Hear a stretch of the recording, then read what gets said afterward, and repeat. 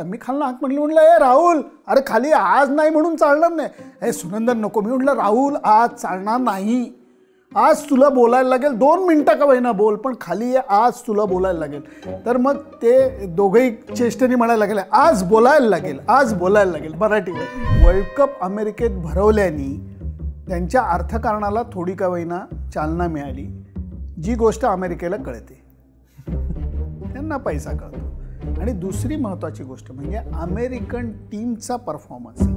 Rohit Sharma genuinely चांगला माणूस आहे, राहुल द्रविड जेन्युइनली चांगला माणूस आहे. बाकीचे नाही आहेत असं नाही म्हणायचं, पण हे फार पराकोटीचे जेन्युइनली चांगली माणसं आहेत. यांच्याबरोबर नाही झालं तर मग विश्वास उडेल रे आपला. आणि आत्ता ते झालं, याचं समाधान खूप मोठं आहे. नेत्रावळकरचं तर अजब आहे, अजब. म्हणजे मला आश्चर्य नाही वाटणार की अनुरूपनी त्याला ब्रँड ॲम्बॅसेडर घेतलं तर. आदर्श मुलगा. कारण म्हणजे काय बोलायचं, एकीकडे इंजिनियर आहे, दुसरीकडे वर्ल्ड कप खेळतोय, गिटार वाजवतोय, मराठी गाणी म्हणतोय, शांत सुस्वभावी आहे, स्वयंपाक येतो, घर आवरता येतं.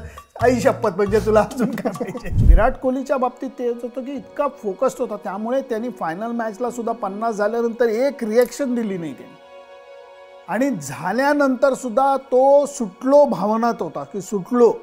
आज ते ओझं उतरलं, रन्सचं ओझं उतरलं, टीम चॅम्पियन व्हायला पाहिजे ते ओझं उतरलं. त्या सगळ्यांची भावना जिंकण्याच्या आनंदापेक्षाही सुटलो अशी भावना होती. रघु हा चेन्नईचा पोरगा आहे जो थ्रोडाऊन स्पेशालिस्ट म्हणून गेले 13, 14, 15 वर्ष इंडियन टीम बरोबर आहे. पण तो पु ल देशपांडेंचा नारायण आहे. तू सांग आणि तो पोरगा करणार, वाच्यता करणार नाही, कधी कुठल्या फोटोमध्ये याची धडपड करणार नाही, कधी मी केलं ए कोण ए कोहली तर आपला दोस्त आहे नाही. रोहित आणि विराट नंतर कोण? टर्निंग पॉईंट क्लासेन आउट होणं होतं. ओके. कारण तो आउट झाला नसता तर आपणही तुम्हाला इंटरव्ह्यूला बोलवलं नसतं. सचिन तेंडुलकर म्हणायचा की सिगरेटचं तोटूक आहे असं विझवून ऑस्ट्रेलियाचं चालत नाही, त्याला पायानी असं टाचेनी रगडायला लागतं. तर तसं त्यांना आत्ता केलं, आरपार हरवलं. आरपार त्यांनी जी इनिंग खेळली, तो जो धक्का आहे तो धक्का देणं त्यांना गरजेचं होतं, जो रोहितने दिलाय. 29 जून 2024च्या संध्याकाळी भारतानं वर्ल्ड कप जिंकला आणि त्या दिवसाची नशा अजूनही उतरलेली नाही आहे. सगळीकडे रील्स, व्हिडिओज, फोटोज, सगळीकडे टीम इंडिया दिसते. आणि या वर्ल्ड कप विजयाच्या आधी, वर्ल्ड कप विजय झाला तेव्हा आणि विजयाच्या नंतर काय घडलं, ग्राउंडवर काय घडलं, यामागे काय मेहनत होती, या सगळ्याबद्दल आज आपण गप्पा मारणार आहोत. आपल्यासोबत आहेत ज्येष्ठ क्रीडा पत्रकार सुनंदन लेले सर. सर, सगळ्यात आधी तुमचं स्वागत. सर, प्रश्न असा नाही, पण एकच गोष्ट सगळ्यात आधी, म्हणजे जेव्हा वर्ल्ड कप जिंकला होता तेव्हापासून तुम्हाला विचारायची होती. तो जो शेवटचा बॉल पडला, विजय नक्की झाला, आपण वर्ल्ड कप जिंकलो, ICC ट्रॉफी आली 11 वर्षांनंतर, पहिली फिलिंग काय होती? सत्य पचवायला थोडी अवधी द्यायला लागतो. ती अक्षरशः वेळ आली, कारण इतके शेवटच्या क्षणी घास हिरावून नेल्याचे क्षण बघितलेले होते की पहिल्यांदा असं हे करायला लागते की हो हे घडलंय, हे झालंय, भारतीय संघ विजेता झालाय, हे असं करून ते आपण डीप ब्रीथ घेतला आणि मग लक्षात आलं की येस, खरंच असं झालेलं आहे. कारण कित्येक वेळेला तुम्ही संभ्रमात पडता की असं का होतं. कारण एक लक्षात गेले की क्रिकेटमध्ये गोष्टी अशा का घडतात, याला तुम्ही 200 टेस्ट खेळलेला तेंडुलकरही सांगू शकत नाही आणि गॅरी सोबर्सही सांगू शकत नाही की असं का घडतं. त्यामुळे दरवेळेला क्रिकेट तुम्हाला आश्चर्यचकित करून सोडतं की अरे असं कसं घडलं. त्यामुळे ते पचवायला थोडासा वेळ लागला, पण ती मजा आहे, खरं तर तीच मजा आहे. सर, आणि जेव्हा 30 बॉल 30 रन्स हवे होते, बुमराह बॉलिंगला आला, तेव्हा वातावरण कसं होतं? प्रेस रूममधलं असेल, ग्राउंडवरचं असेल? सॉरी टू से, बऱ्याचशा जणांनी अशा सोडल्या होत्या प्रेस बॉक्समधल्या. मी लाईव्ह फोनवरती होतो ABP माझाच्या. अच्छा. आणि 30 बॉल 30पेक्षा 4 ओव्हर 26ला. तर त्यावेळेला बोलणं असं चाललं होतं की गेली आहे बहुतेक हातात मॅच, आणि मी सांगायचा प्रयत्न करत होतो की दडपण आत्ताच्या क्षणी तेव्हाच वाढेल जर कुठला बॅट्समन आऊट झाला तर. ते पटत नव्हतं आणि एक्झॅक्टली त्या क्षणाला क्लासेनची विकेट गेली. आणि मी म्हणलं की बघा याच्यामुळे दडपण वाढू शकतं. तर लोकांचं म्हणणं असं होतं की नेहमीच सकारात्मक बोलतो, सी पॉझिटिव्ह वगैरे, स्वतःची स्तुती करून घेतो. पण मी क्रिकेटमध्ये हेच बघितलं आहे रे की बघता बघता पारडं बदलू शकतं. आणि त्याच्यामध्ये आपण ही फार मोठी सामान्य लोक चूक करतो की आपण म्हणतो आपल्या टीमवरती प्रेशर फार आहे, समोरच्या टीमवरती कसं नसेल. आपण चुका करतो ते कशा करणार नाही. त्यामुळे या ज्या गोष्टी होत्या या घडतात क्रिकेटच्या मैदानावरती, या घडतात. सगळ्या गोष्टी एवढ्याशा फरकाने असतात. एक लक्षात घे, 19चा वर्ल्ड कप बेन स्टोक्सचा कॅच पकडला होता, ट्रेंट बोल्टनी बेन स्टोक्सचा कॅच पकडला होता, त्याची एवढीशी टाच त्या बाउंड्री लाईनला लागली, परवा सूर्याची नाही लागली. हे लक्षात घे. असं का होतं हे कळत नाही. त्याच्यातच क्रिकेटचा रोमांच आहे असं मला वाटतं, आणि त्याच्यासाठी तर मी तडफडत जातो इकडं तिकडं. सर, तुम्ही सकारात्मक होण्याबद्दल बोलला किंवा सकारात्मक विचार करण्याबद्दल. असाच विचार तुम्ही एका प्लेअरबद्दल केला होता. आपलं पण मध्यंतरी बोलणं झालं होतं की सगळेजण त्याला ट्रोल करत होते, पण तुम्ही तसा व्हिडिओ टाकला नाही किंवा तुमच्या बोलण्यात सुद्धा असं जाणवायचं की होईल हार्दिक पांड्या. काय बदललं नेमकं? चिन्मय, विश्वास ठेव माझ्यावरती. आम्ही परत सांगायचं नाही कोणाला, तुला म्हणून सांगतोय, मित्र म्हणून. हार्दिक पांड्या आणि मी वर्ल्ड कपच्या अगोदर थोडा वेळ भेटलो होतो, आणि त्यावेळेला सुद्धा तो फोकस्ड होता, कॉन्फिडंट होता, पण मनात शंकेचं काहूर हे चेहऱ्यावरती प्रेशरमुळे दिसत होतं. तेव्हा मी त्याला म्हणलं की हार्दिक, एक ही चीज़ ध्यान में रखना कि अच्छे के बाद बुरा होता है, बुरे के बाद अच्छा होता है. जो बुरा था वो हो गया, अब जो होगा वो अच्छा ही होगा, इससे बुरा कुछ नहीं हो सकता. तर तो मराठी मोडकं तोडकं बोलतो. मला म्हटला, भाऊ तुला खरंच असं वाटतं? म्हणलं 100%, टेक माय वर्ड ऑन दिस, अब जो होगा वो अच्छा ही होगा. आणि जशा गोष्टी घडत गेल्या, क्रिकेट कधीच कोणाला सगळं सुख आणि सगळं दुःख नाही देत रे, सगळ्यांना मिलबाटके देत आहे. Cricket is a great leveller. हे मला मध्ये विश्वास उडायची वेळ आली होती, आत्ता परत थोडासा परत आला आहे. कारण कधी कधी काय म्हणतात त्याला, स्वामी तिन्ही जगाचा आई विना भिकारी, तसं 10,000 रन्स केलेल्या माणसाला 10 रन्स करताना डोळ्यातनं पाणी काढतं क्रिकेट. आणि बॉलरला सुद्धा तुझ्या स्टंपा शेजारनं बॉल जाईल, तुझ्या कॅच सुटेल, तुझा आऊट दांडकं काढशील, नो बॉल असेल, 1000 गोष्टी होतात, पण तुला विकेट नाही मिळणार. आणि कधी कधी फुलटॉसलाही विकेट मिळते.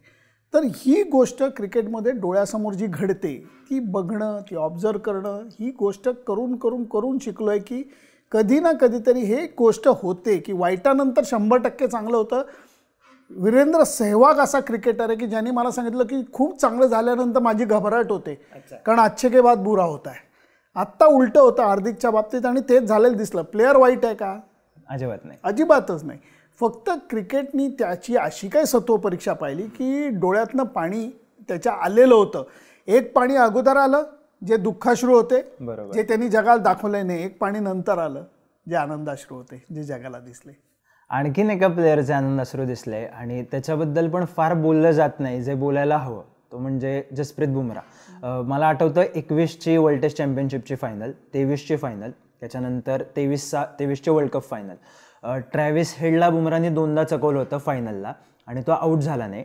आणि त्यानंतर बुमराहसाठी हा वर्ल्ड कपचा दिवस, जेव्हा तो पहिल्यांदा ऑनस्क्रीन रडला किंवा त्यांनी भावना दाखवल्या, बुमराहच्या माइंडसेटबद्दल मला विचारायचं आहे, जे तुमचं ऑब्झर्वेशन असेल किंवा एकंदरीत बुमराहबद्दल. मेंटली फार स्ट्रॉंग पोरगा आहे तो, आणि आपल्याला त्याची कहाणी माहिती आहे. त्याने आयुष्यात खूप भोगलेलं आहे आणि मगच उपभोगलेलं आहे, हे लक्षात घेतलं पाहिजे. त्यामुळे इतक्या अडचणींना तोंड देऊन तो मेंटली स्ट्रॉंग आहे, आणि सर्वात मोठी गोष्ट म्हणजे सेल्फ मोटिवेटेड आहे. त्याला कोणाचाही पंप लागत नाही, त्याला जास्त कौतुक केलेलं आवडत नाही. ओके, हे लक्षात घे. त्यामुळे तू जर का त्याला ग्राउंडवरती पाहिलंस तर मॅच समजा विकेट काढली, हात वर कर, टाळी दिली, तो निघून जातो तिकडे, आणि नंतर त्याला कोणी डिस्टर्ब करत नाही, कारण आता लोकांना कळलं की ह्याला असं आवडतो. तो त्याच्या झोनमध्ये असतो, त्याला माहिती आहे मी काय करू शकतो, त्याला माहिती आहे मी काय नाही करू शकत. आणि त्याच्याहीपेक्षा जी 2003ला आपण चूक केलेली होती की लोक संघासाठी जीव द्यायला तयार होते, आणि त्याची गरज नव्हती, खेळायची गरज होती. तसं बुमराहच्या बाबतीत हे झालं की 23च्या वर्ल्ड कप फायनलला काय करून काय नको करायला गेला, आणि रन्स कमी होत्या, आऊट काढायला. या वेळेला तो म्हणत होता की नाही माझा रोल आहे, मी तो. यावेळेला रोहितनी ती गोष्ट केली होती की रोल प्ले करा. ती भूमिका जी दिली होती ती बुमराहनी टू द टीम. म्हणजे मी तर म्हणतो पूर्वीच्या जमान्यात जॅक कॅलिस ज्याच्या टीममध्ये होता त्या माणसाचं गेल्या जन्मीचं काहीतरी पुण्य आहे. मी ग्रॅम स्मिथला बोलून दाखवलं आहे की तुझं काहीतरी गेल्या जन्मीचं पुण्य आहे. फुल बॅट्समन, फुल बॉलर, फुल विकेट किपर असा प्लेअर नाही मिळत. म्हणजे तो 13 जणांनी खेळत होता जणू काही, बरोबर, कारण हा इतका मोठा. तसं मला बुमराच्या बाबतीत वाटतं की जो कॅप्टन बुमरा टीममध्ये असताना असतो त्याचं गेल्या जन्मीचं काहीतरी पुण्य आहे. कुठला बॅट्समन प्रत्येक मॅचला तुला हाफ सेंचुरी किंवा सेंचुरी करून दाखवेल का? नाही. Bumrah in a way bowler म्हणून करतोय. ही गोष्ट लक्षण आणि समोरच्या टीममध्ये त्याची दहशत आहे.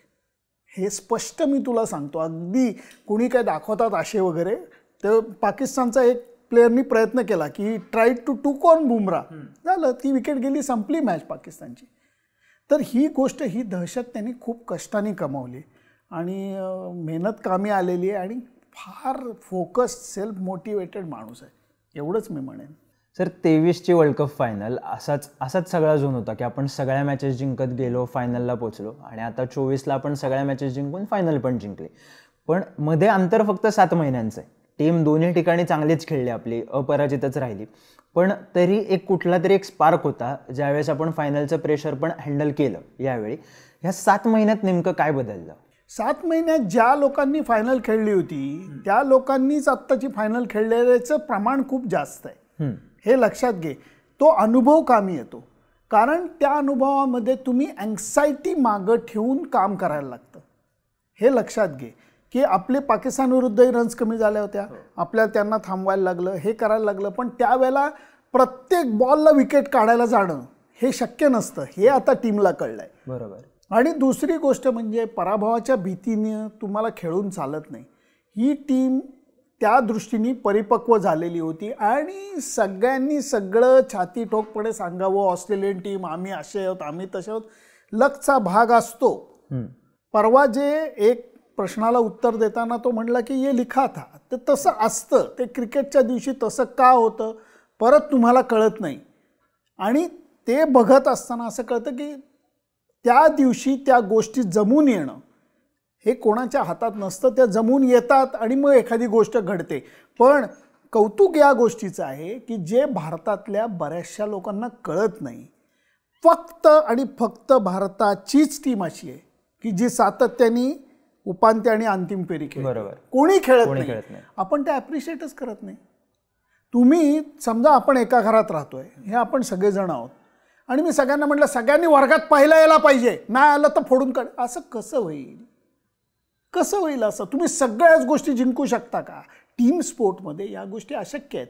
त्यामुळे लोकांना खेळाची संस्कृती कळली पाहिजे.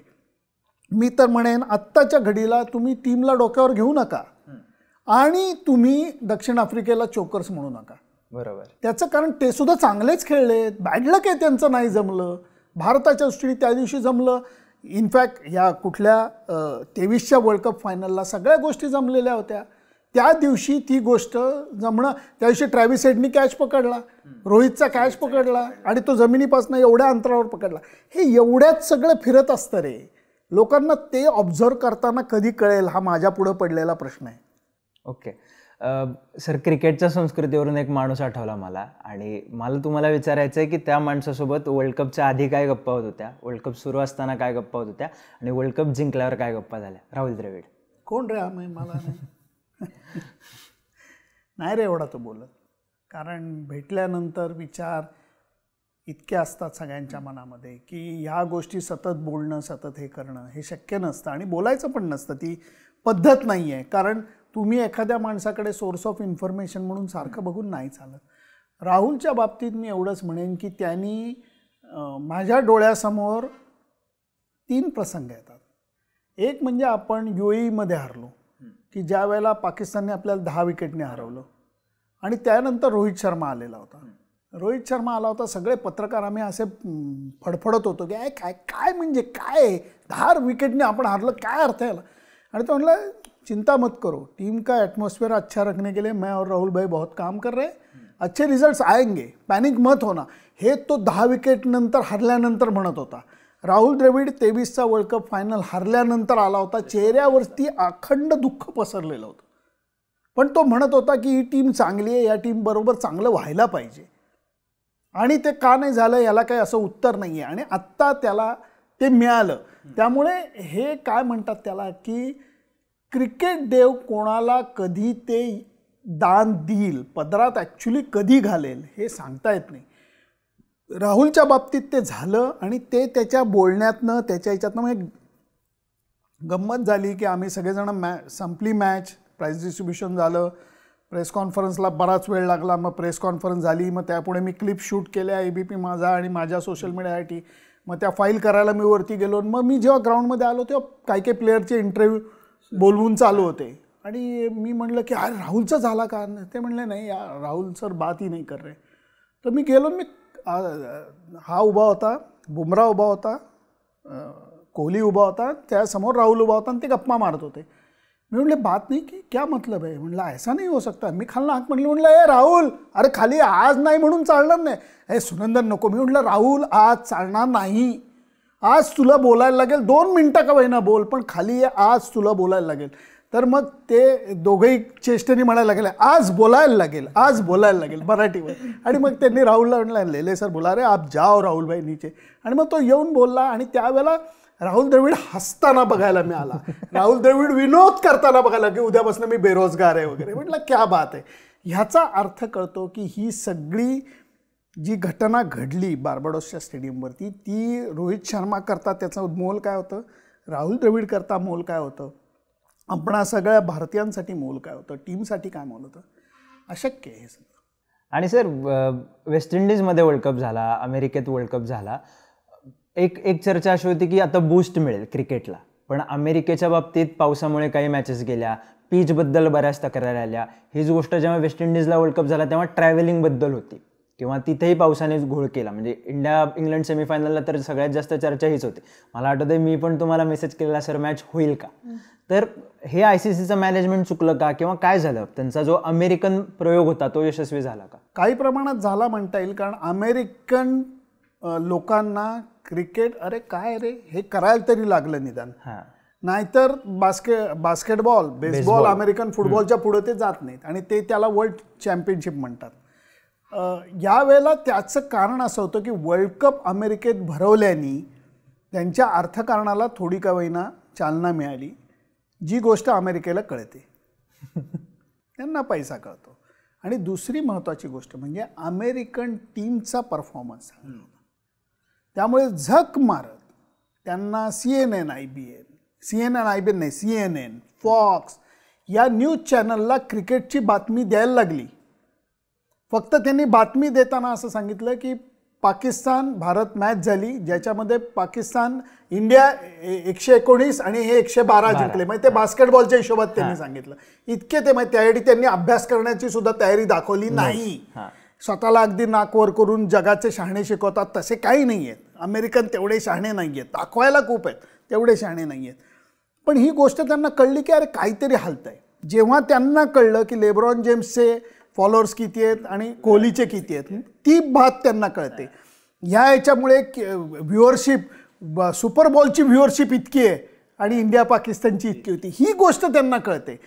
किती डॉलर्स इथे आले ही गोष्ट त्यांना कळते. आणि त्याच्याबरोबर अमेरिकन टीम चांगली खेळली, हे दुधात साखर पडली. त्यामुळे थोडासा अवेअरनेस आला आहे. एक्सपर्ट्समध्येच ते खेळलं जाईल.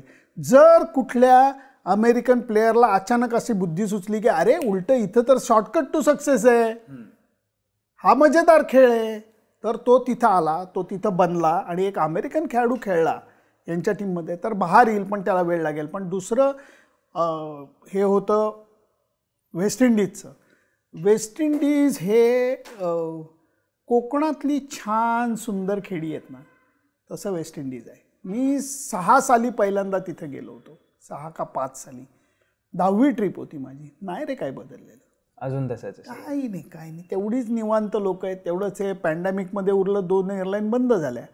त्यांनी होतं काय की त्या लोकांना एवढ्या गोष्टी हँडल करण्याची क्षमताच नाही. पण वर्ल्ड इव्हेंटसारख्या कसं आहे रे की उद्या परत मी कोकणाचं उदाहरण देईन. कोकणाची एक सुंदर खानावळ आहे, मस्त जेवण देतात तिथं, व्हेज म्हणा नॉनव्हेज म्हणा, सुंदर जेवण देतात. तिथं 750 माणसं गेली तर काय होईल.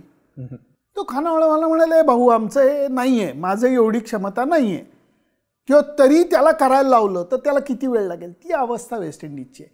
ती बेटा अजूनही सुंदर आहेत, टी व्हीत दिसायला अप्रतिम आहेत, पण मित्रा विश्वास ठेव माझ्यावरती, फिरायला टी व्हीत बघायला जेवढं सुंदर आहे एवढं काम करायला अजिबात नाही आहे.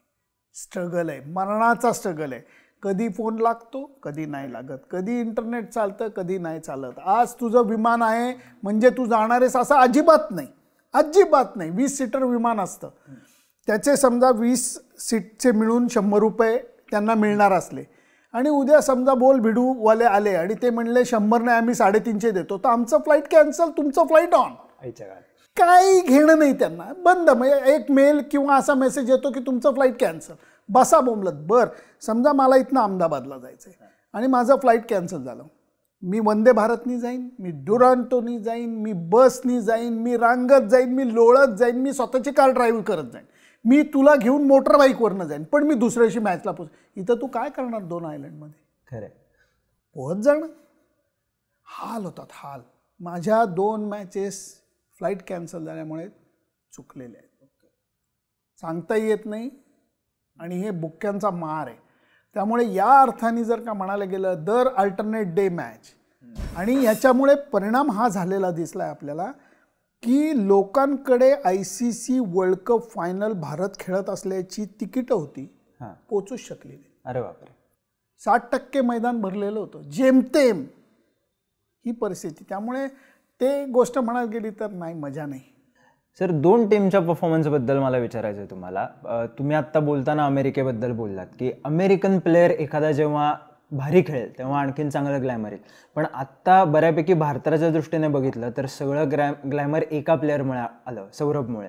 तर सौरभशी पण तुम्ही बोललात, तर एकंदरीत अमेरिकन क्रिकेटचं कल्चर कसं वाटतं तुम्हाला की सगळे बऱ्यापैकी भारतीय, पाकिस्तानी, काही बांगलादेशचे, असे कॅनडाचे प्लेयर्स एकत्र आहेत, ते कल्चर कसं वाटलं तुम्ही पाहिलं तर? पहिली गोष्ट ही लक्षात घेतली पाहिजे की क्रिकेट पुरतं अमेरिका गोळा 11 नाही आहे, अमेरिका देशच गोळा 11 आहे, हे लक्षात घे. त्यामुळे अमेरिकेमध्ये क्रिकेट आणि या त्या गोष्टींना, पण जी लोकांनी ते धरलेलं आहे, आता 8 टीम्स त्यांच्या का 6 टीम्स आहेत आणि आता MLCला 2 वाढवत आहेत आता. आणि ज्या लोकांनी पैसे इन्व्हेस्ट केले ती लोक सुद्धा मोठी आहेत. सत्या नडेला, सुंदर पिचाई सकट सगळेजण इन्व्हॉल्व होत आहेत. त्यामुळे क्रिकेटमध्ये आता बऱ्यापैकी पैसा यायला लागला आहे. यंग जनरेशनला त्याच्यातनं मोटिवेशन कळलं आणि त्यांना बेसिकली आत्ता हाताला हात भिडवल्यावर कळलं आपण वर्ल्ड स्टेजला कुठे आहोत. बरोबर. ते 20 टीम घेण्यामध्ये ICCनी त्या दृष्टीने चांगलं केलं की पपुआ न्यू गिनी आहे, अमेरिका आहे, नेपाळ आहे. नेपाळनी एक मॅच केवढी जवळची घालवली आफ्रिकेविरुद्ध, कारण तो जर का त्यांनी डाईव्ह मारली असती त्यांनी तरी ती मॅच जिंकली असते. पण याच्यामुळे क्रिकेट हे 5-7-10 देशांपुरतं मर्यादित न राहता त्या देशात पसरलं आणि त्या देशातली लोक आपल्या संघ खेळतो म्हणल्यानंतर बघायला लागले. या सगळ्याचा परिणाम चांगला होणार आहे. त्यामुळे नेत्रावळकरचं तर अजब आहे, अजब. म्हणजे मला आश्चर्य नाही वाटणार की अनुरूपनी त्याला ब्रँड ॲम्बॅसेडर घेतलं तर. आदर्श मुलगा. कारण म्हणजे काय बोलायचं, एकीकडे इंजिनियर आहे, दुसरीकडे वर्ल्ड कप खेळतोय, गिटार वाजवतोय, मराठी गाणी म्हणतोय, शांत सुस्वभावी आहे, स्वयंपाक येतो, घर आवरता येतं. आई शपथ, म्हणजे तुला अजून काय पाहिजे. अर्ध राजकारणात त्याला बक्षीस मिळायला पाहिजे. एनिवे, पण याच्यामुळे लोकांचा बघण्याचा दृष्टिकोन नक्की बदललाय, ज्याचा क्रिकेटला फायदा होईल. आणि मग वेस्ट इंडिजच्या बाबतीत काय चुकतं, म्हणजे टीमच्या बाबतीत एवढं सगळं असून आता 2023ला क्वालिफाय झाले नाहीत वन डे वर्ल्ड कपला. आत्ता तर वाटत होतं की यावेळी जिंकतील, त्यांच्याकडे वर्ल्ड कप आहे, पण सेमीमध्ये पण नाही आले. मग त्यांच्या बाबतीत काय चुकतं? एकत्र येऊ शकत नाही. एक लक्षात घेतलं पाहिजे की ही बेटं आहेत, हे वेगळे देश आहेत, त्यांना सगळ्यांना एकत्र आणून वेस्ट इंडिज करता खेळणं हा जायगॅन्टिक टास्क आहे. या सगळ्या गोष्टी पूर्वी सेल्फ मोटिवेशन होतं म्हणून झाल्या, आता ते करण्यासाठी अवघड आहे. बरं, जे दिग्गज मला भेटले, अँडी रॉबर्ट्स म्हण, त्याबद्दल ते मला नाही, मला कोण येते विवियन रिचर्ड, ते त्यांचं म्हणणं हे आहे, पूर्वी पैसा नव्हता, आता तर पैसा पण आहे, मग तुम्हाला फोकस करायला काय प्रॉब्लेम आहे. पण सेंट लुशियासारखं ठिकाण आहे जिथं गेले 3-4 वर्ल्ड कप अंडर 19चा कॅप्टन सेंट लुशियाचा आहे. नंतर तो पोरगा घरच्या जबाबदाऱ्यांमुळे क्रिकेटकडे लक्ष देऊ शकत नाही. त्यामुळे ती टीम पुढं सरकत नाही आहे. ज्या टीमनी काट टाकली, जी टीम पुढं सरकली आहे, त्या टीमचा परफॉर्मन्स चांगला वाटतोय. यांनी काट टाकणं अजून राहिलं आहे. त्यांच्याकडे ती फिनिश जो आहे, कष्ट करायचा म्हणा, हे करायचा म्हणा. आपल्या इथे आता लोकांना कळतंय की आपली सिस्टीम BCCIनी चांगली बांधली आहे. आज एवढ्या प्रचंड प्रमाणात मॅचेस खेळायला मिळत आहेत.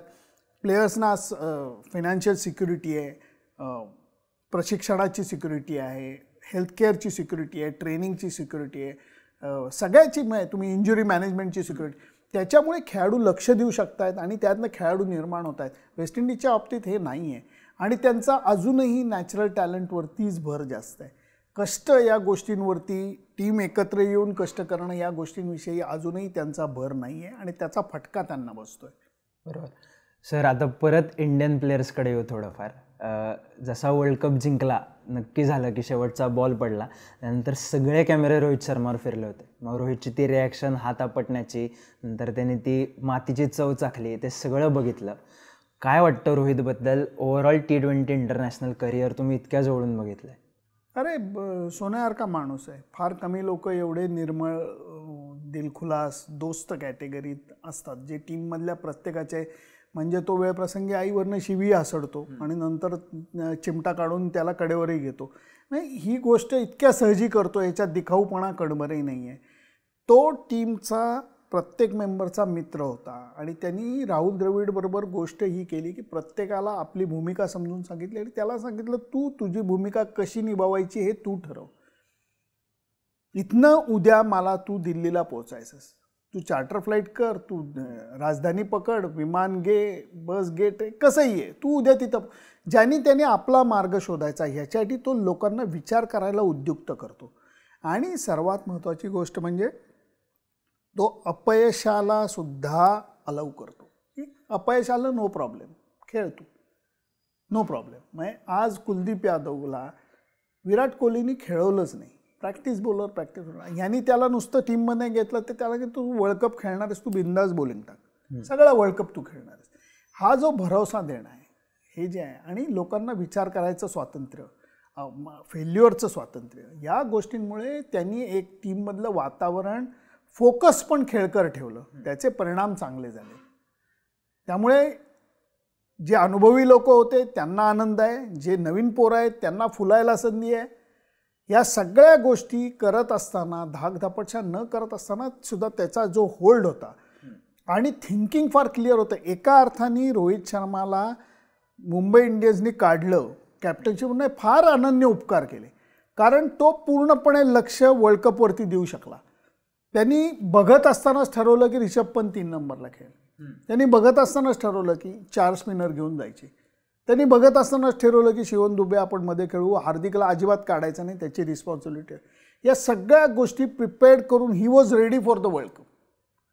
आणि मी जो प्रश्न त्याला ह्याच्यात विचारला, त्याच्या मागं माझ्या खरोखर जेन्युइन भावना होत्या की चांगल्या लोकांबरोबर चांगल्या गोष्टी व्हायलाच पाहिजे, तरच चांगुलपणावरचा विश्वास राहतो. ही माझी भावना होती, ती अत्यंत सत्य होती. त्याचं कारण रोहित शर्मा जेन्युइनली चांगला माणूस आहे, राहुल द्रविड जेन्युइनली चांगला माणूस आहे.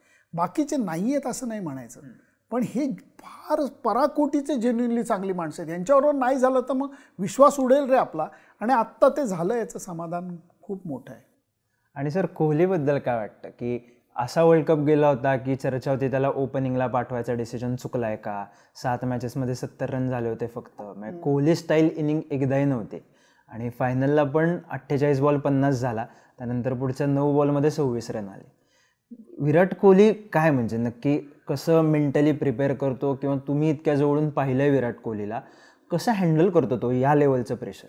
ते प्रेशर हँडल करू शकतात म्हणून तर ते तिथे आहेत, आपण इथं आहोत, हे लक्षात घे. यश अपयशात अडकत नाहीत, ते फोकस्ड असतात आणि स्वतःला बॅक करतात, पूर्णपणे बॅक करतात. याचा अर्थ त्याला प्रेशर नव्हतं का? प्रचंड प्रेशर होतं, अस्वस्थ होता बिचारा, कारण इतका तो काय म्हणतात त्याला पेटलेला माणूस आहे की त्याला इंडियन टीमसाठी मी काही करू शकत नाही याचं शल्य फार मोठं होतं, प्रचंड मोठं होतं. आणि परत तेच आहे, क्रिकेट अशा वेळेला काय रट्टे देतं. आज त्याच्या डोक्यावरती ऑरेंज कॅप होती, हो, IPL क्रिकेटनी चकोट केला त्याचा. कॅप तर दे सोडून, नाही तुला please wait, you are in queue. तडफडत होता, फिरवून बघितलं आऊट, डिफेन्स करून बघितलं आऊट, काही केलं तरी अपयश. पण रोहित शर्मा, राहुल द्रविडला माहिती होतं की अशा वेळेलाच तो उपयोगाला येईल. आणि आपल्या इथं क्रिकेट हे रोहित शर्मा, राहुल द्रविड सोडून सगळ्यांना कळतं ना, त्यामुळे 3 नंबरलाच खेळवायला पाहिजे, हेच करायला पाहिजे. रिंकू सिंगला का नाही खेळवत? अरे रिंकू सिंग नाही आहे 15त, रिंकू सिंगला खेळवायला पाहिजे. पब्लिक म्हणजे इतकं ओपिनियन्स देत असतात. ठीक आहे, पॅशन आहे लोकांचं, क्रिकेट सगळ्यांना, पण इतकं सगळ्यांना करतं की आपल्या सगळ्यांपेक्षा माझं नेहमी पत्रकारांना सुद्धा म्हणणंही असायचं, कोण खेळतं याच्यापेक्षा खेळणारा मनुष्य कसा खेळतो याला महत्त्व नको का द्यायला. बरोबर. आणि हे लोक विचार नसतील करत, पराकोटीचा विचार करत असतील, ते गॅम्बल खेळायला लागतं. आज फायनल मॅचला पहिली बॅटिंग घेणं खूप मोठं गॅम्बल होतं. आज बॅकफायर झालं असलं तर शिव्या खायची यांची तयारी असते. आपण हे पचवू शकतो का? खरं. त्यामुळे विराट कोहलीच्या बाबतीत तेच होतं की इतका फोकस्ड होता, त्यामुळे त्यांनी फायनल मॅचला सुद्धा 50 झाल्यानंतर एक रिॲक्शन दिली नाही त्यांनी. आणि झाल्यानंतर सुद्धा तो सुटलो भावनात होता की सुटलो. आज ते ओझं उतरलं, रन्सचं ओझं उतरलं, टीम चॅम्पियन व्हायला पाहिजे ते ओझं उतरलं. त्या सगळ्यांची भावना जिंकण्याच्या आनंदापेक्षाही सुटलो अशी भावना होती. सगळ्यांचीच असेल ती माझ्या मते. म्हणजे हार्दिकची पण असेल, ती बुमराची असेल. पण एक रिॲक्शन लक्षात राहिली होती ती सिराजची. म्हणजे सिराज जसा अमेरिका सोडून आपण वेस्ट इंडिजला आलो तसा सिराज खेळला नाही. मग भरपूर एक म्हणजे जे क्रिकेटबद्दल पॅशनेट असतात, पण एक चर्चा असते सोशल मीडियावरची, म्हणून हा प्रश्न आहे की तुमच्यासारख्या माणसाकडून ह्याचं उत्तर यावं. सिराजचं ट्रोलिंग व्हायचं, चहलचं व्हायचं, जयस्वालचं व्हायचं की हे काय करत नाहीत, जाऊन काय करतायत. या सपोर्ट स्टाफचा रोल किती महत्त्वाचा असतो? म्हणजे यात प्लेयर्स असतील आणि सपोर्ट स्टाफमधले अगदी साईड आर्म थ्रोवर असेल. प्रचंड महत्त्व असतं. ते सगळे एकमेकांना धरून असतात. तुला ट्रोलर्सच्या बाबतीत एक गोष्ट सांगू. मी बोलबेडूला विनंती करतो की ट्रोलर्स जेव्हा उद्या समजा मी ट्रोल करतोय तुला XYZला, मी नावसुद्धा स्वतःचं सुनंदन लेले टाकत नाही रे. युजर 3020 असं असतं ना काही. चेहरा नसलेली लोक आहे ती. माझ्या दृष्टीने त्यांना काडी मात्र किंमत नाही. पण प्लेयर्स कसं हँडल करतात नाही लक्ष देत. त्याचंच कारण आहे. कारण एक लक्षात घे, आपल्याकडं 2 अवयव आहेत. आज जिंकल्यावर डोक्यावर घेऊन नाचतील, नाहीतर पायदळी तोडवतील. किती लोक असे आहेत की अरे यार वेल प्लेड, शाबास, चांगले खेळलात तुम्ही, पुढच्या वेळेला नीट होईल. त्यामुळे अपेक्षा, मी एकदा लेख लिहिला होता फार पूर्वी, आरसा सगळ्यांकडे आहे. उद्या समजा मी पत्रकार आहे, तू बोलबेडूसाठी काम करतोय, आपण आपल्या क्षेत्रात सर्वोत्तम होण्यासाठी विराट कोहली एवढी धडपड करतो का? चल ऑनेस्टली सांग. मी ऑनेस्टली सांगतो, मी नाही करत. तू करतोस? नाही, कोहली इतके नाही करत. बोलताना आपण कोहलीबद्दल बोलणार, इच्छा घे काय, लायकी आहे घ्यायचे, कसं सडलंय, कशाला घेता येतं टीममध्ये? अरे हो भाऊ, थांब जरा, विनंती आहे तुला. त्यामुळे ट्रोलर्स आणि या लोकांकडे हे लोक लक्ष देत नाहीत. आणि म्हणून हे लक्षात घेतलं पाहिजे की आज सोशल मीडियामुळे, पूर्वी कसं व्हायचं की या गोष्टी पोचू शकायच्या नाहीत. सोशल मीडिया ही अशी काड्याची पेटी आहे ना की त्यांनी निरंजनही पेटवता येते आणि घरही पेटवता येते. त्यामुळे याच्यात किती लक्ष द्यावं. आणि हे प्लेयर खूप मेंटली स्ट्रॉंग आणि फोकस्ड आहेत रे. त्यांना या सगळ्या गोष्टींपासनं हे करून त्यांच्याकडे ती ॲबिलिटी असते की कान बंद, किंवा आता हे बंद, आता ते बंद. आता समजा बॉलरकडे बघायचं असलं तर हे 10 फिल्डर असतात, तरी तो बॉलरच्या बॉलकडे फक्त बघतो, त्याला हे नाही गोष्टी कळत. पण ॲट द सेम हा हलतोय, हा इकडे हलतोय, कळत असतं. पण ही फोकस करायची त्यांची ताकद असते. ती फोकस करण्याच्या ताकदीमुळे ते तिथं जातात. त्यामुळे हे ट्रोलर्स अमुक तमुक, माझ्या दृष्टीने यांना अजिबात किंमत नाही, अजिबात. सर, एका माणसाबद्दल विचारायचं, जो प्लेयर नाही आहे पण तो वर्ल्ड कप जिंकल्यानंतर प्रचंड चर्चेत आला, रघु, म्हणजे आपले साईड आर्म थ्रोवर. तर त्यांच्याबद्दल सांगाल का थोडं? अरे ती पोरं, तो काय अरुण कानडे नावाचा मॉश्युअर काय, की समजा या लोकांचं महत्त्व, हे लोक ज्या पद्धतीने प्रॅक्टिस करतात, हे कधीची गोष्ट मी तुला सांगतोय. 2011 वर्ल्ड कप आपण जिंकलो, त्यानंतर इंग्लंड सिरीज प्रचंड मोठ्या फरकाने हारलो. आपण ऑस्ट्रेलियात गेलो, पहिली टेस्ट आपण 2.5 दिवसात, 2.25 ते 2.5 दिवसात हारलो आपण. आणि 3रा दिवस होता त्या अर्थाने मॅचचा, आणि आपण मॅच हारलेलो. 4थ्या दिवशी मला कळत होतं की सचिन त्यावेळेला खेळत होता की तो डिप्रेस्ड असणार. तर भेटायला जायचं म्हणून मी हॉटेलमध्ये गेलो. रूममध्ये मेसेज केला, उत्तर नाही. रूममध्ये फोन नव्हताच. तो ब्रेकफास्ट लाऊंजला पाहिलं, नव्हता. म्हटलं कुठं असेल. मग माझी ट्यूबलाईट पेटली की चुकला फकीर मशिदीत सापडेल. मी वॅका ग्राउंडवर गेलो, ते जुन्या ग्राउंडवरती मॅच व्हायची त्यावेळेला. तो आणि रघु प्रॅक्टिस करत होते. ओके. ही 2011 सालची गोष्ट आहे. रघु हा चेन्नईचा पोरगा आहे जो थ्रोडाऊन स्पेशालिस्ट म्हणून गेले 13, 14, 15 वर्ष इंडियन टीम बरोबर आहे. पण तो पु ल देशपांडेंचा नारायण आहे. तू सांग आणि तो पोरगा करणार. वाच्यता करणार नाही, कधी कुठल्या फोटोमध्ये याची धडपड करणार नाही, कधी मी केलं, कोण आहे, कोहली तर आपला दोस्त आहे, नाही. आज अरुण कानडे हा, तो आणि दुसरे मॉश्युअर आहेत, फिजिओ आहेत, आज ह्यांची रिकव्हरी, आज दर अल्टरनेट डे आपण मॅच खेळत होतो. खाऊ आहे. आणि हे अंडर प्रेशर. आणि रेस्ट नव्हतीच ना, की आज फ्लाईटमध्ये बसायचं आणि लगेच उद्या मॅच. हे लोक मेहनत करतात, हे लोक त्यांना रिलॅक्स करतात. उद्या समजा माझा कॉफीचा कप एवढा खाली झालेला आहे, एवढा, तर ते एवढंच भरणार. तुझा एवढा खाली झालेला आहे तर तुझं एवढं भरणार. इतकी टेक्नॉलॉजी आणि त्यांची मेहनत आहे. आणि त्या लोकांना खरं तर योग्य क्रेडिट मिळायला पाहिजे. रघु असू देत, तो डावखुरा श्रीलंकन बॉलर असू देत, फिजिओ असू देत, ट्रेनर असू देत, आज या सगळ्या लोकांचं अशक्य महत्त्व आहे. हे लोक कळत नाहीत. बाहेरनं उभारून काय नाही, बघा पैसे आहेत म्हणून जाय, किती जणांना घेऊन गेलेत. अरे पण प्रत्येकाचं योगदान आहे, खूप मोठं योगदान आहे. आज अरुण कानडे सुद्धा 1.5 तास एकेकाला मेहनत करतो. त्याचे फोराम पैलवानासारखे झालेले आहेत नुसतं रगडून. पण या गोष्टीचं महत्त्व, रघु असू दे त्यांचं, मला तर फार कौतुक आहे त्यांचं, फार कौतुक आहे. म्हणून मी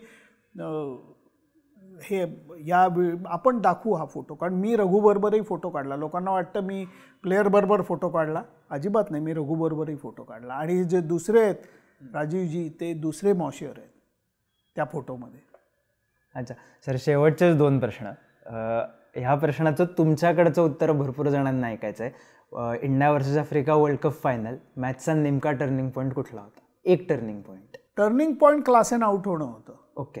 कारण तो आऊट झाला नसता तर आपणही तुम्हाला इंटरव्ह्यूला बोलवलं नसतं. नाही बोलवलं असतं. गमतीने म्हणतोय की लोक, पूर्वी एक गाणं होतं, winner takes it all, loser has to fall, गाणं होतं. आणि ते मला अजिबात डोक्यात राहिलं पण आवडत नाही, कारण हाऊ कॅन इट बी. पण तो टर्निंग पॉईंट मला मोठा वाटला, कारण क्लासेन क्लास बॅटिंग करत होता. हार्दिकला तो आऊट झाला आणि त्या क्षणापासून दडपण वाढायची शक्यता वाढली.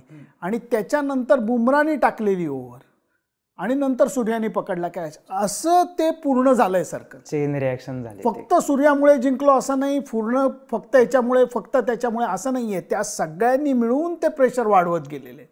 म्हणजे रस्सी खेचेमध्ये या चौघांनी मिळून ती रस्सी खेचलेली आहे.